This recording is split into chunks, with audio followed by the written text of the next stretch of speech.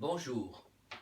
En ce vendredi, la liturgie nous propose la lecture du début du chapitre 6 de l'évangile de selon saint Jean, que je vous invite à lire en entier, en pièces jointes. Je retiens ce matin la différence qu'il y a entre acheter et donner, partager. Acheter. Tout s'achète, dit le proverbe. Acheter, mais l'amour ne s'achète pas. La foi ne s'achète pas. La santé ne s'achète pas, même si elle a un coût. Dieu ne s'achète pas.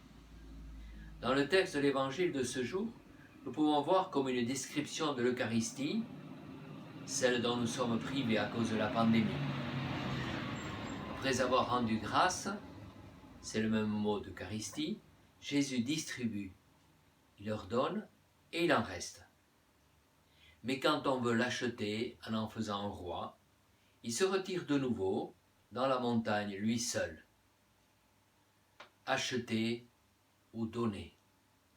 En ces temps difficiles, que de dons, que de services rendus, dans les maisons de soins, dans les EHPAD, entre voisins, par les ondes, les textos, les messages, les prières. Tout cela ne s'achète pas, tout cela est donné et il en reste pour demain. Merci et courage. Et pour terminer, ce beau texte très connu, mais toujours d'actualité. Les pas dans le sable. Un jour, un homme arrive au paradis et demanda à Dieu s'il pouvait voir toute sa vie, aussi bien les joies que les moments difficiles. Et Dieu le lui accorda. Il lui fit voir toute sa vie, comme si elle se trouvait projetée le long d'une plage de sable. Et lui, l'homme, se promenait le long de cette plage. L'homme vit que tout le long du chemin, il y avait 4 empreintes de pas sur le sable, les siennes et celles de Dieu. Mais dans les moments difficiles, il n'y en avait plus que 2.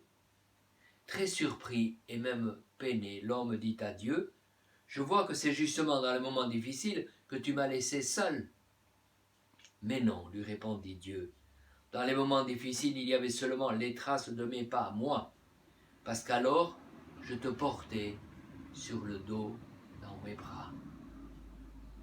Donne-nous, Seigneur, le pain de ce jour. Emago suga origonuntako ogia. Bien rareté, à demain.